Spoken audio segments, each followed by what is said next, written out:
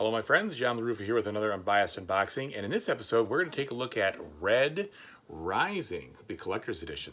Let's dive right in.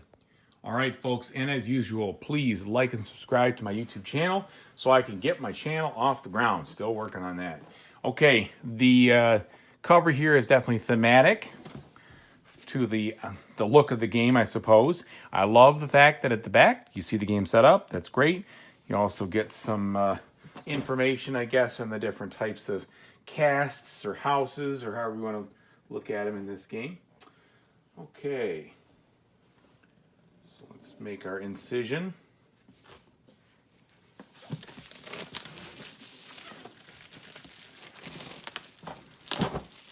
Now, as I said, this is the collector's edition. I bought it through the pre-order process, so that's what you're going to be seeing.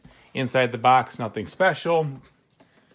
We have the same textured rulebook that we've seen on all of these Stonemaier games for quite some time. So it's got that, texture, and it kind of feels like PVC, so to speak.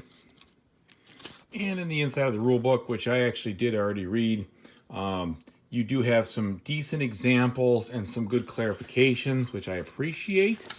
I have, I like when they give you a little more clarification than not, as those what-if cases always seem to come up.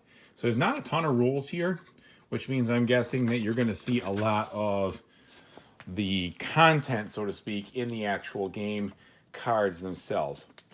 All right, now I haven't read the solo rules yet for the Tull Automa, but I will shortly, because that's how I'm going to play it as usual. Appreciate the bag of bags. All right, then we have our first punch out. These are standard thicknesses here, and they're easily punching already as I'm just holding them. We have our game board. Game board with thematic artwork on the back, which is cool, but people don't really see it when you're playing, which is kind of a bummer. All right, and then this is what it's going to look like when you have it in front of you and you're kind of playing the cards with these different lanes. So that's what you're going to see mostly. All right, then we have this helpful insert here. Score pad. Okay. Plenty of these little guys, double-sided too, so that's awesome. All right, then we have some card holders, different colors, which is cool. So you get all these different colors here, depending on your actual, like which house or faction or cast that you end up choosing. We've got this novelty size die here for rolling to figure out what our our potential bonus is going to be. And I like that it's a little bulky because it is big, or I'm sorry, it's a one die thing and it's supposed to convey what you're doing. So that's cool. Then we have this little tray, which is nice. You put your helium in there. And that's what this represents. The standard red acrylic gems are your helium. Then we have the seniority token here, which is metal, which is cool. And then we've got the actual metal cubes, which is really nice. I really haven't ever ordered metal cubes for any of my games, so this is going to be kind of cool to have the metal cubes, and they're heavy. They got the heft that you'd expect from metal cubes, and you've got these different pieces here. So there we go. That is cool. I'm more excited about that metal than I should probably be, but anyway, there we go. Oops, that's not where it goes. Come on. All right, we'll have to get that out later, as it's supposed to clearly go in there. No, we're going to get it out now, apparently. Okay, there we go. That's where that goes. All right, and then we've got cards probably. Yeah, this is definitely for the Tull Automa. Let's take a quick look at how these feel.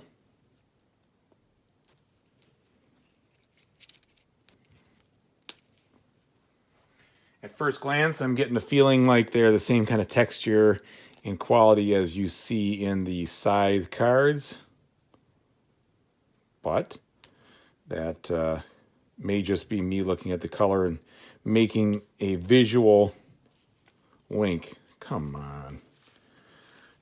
It really ought not to be this difficult for me to open a pack of cards. I don't blame the cards. I think the operator error is on my side. There we go.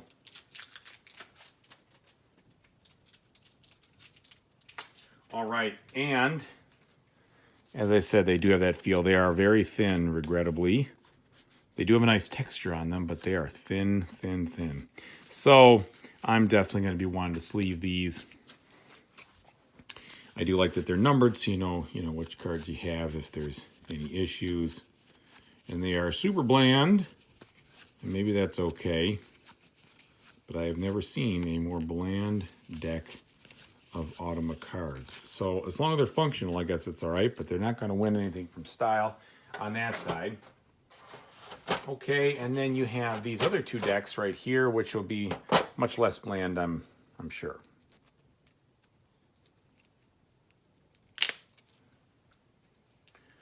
Okay, so this first deck of larger cards, which I hope I have sleeves for.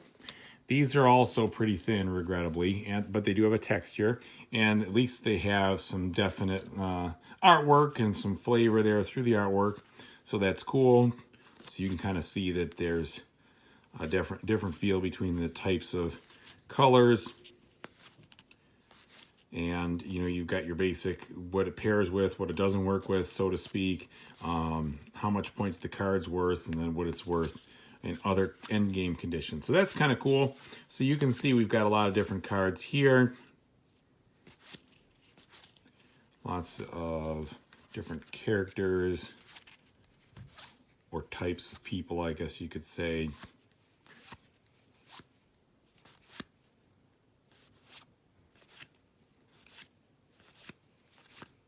Okay, and then I'm not sure what that is, but then you've got these turn overview cards, A, B, C, and D. Those are for probably piles of different things. Who knows? All right. And then the bigger meat and potato deck here. Now, was that the same? So it looks like the same backing. So this just must be more of the same cards here. Let's take a look.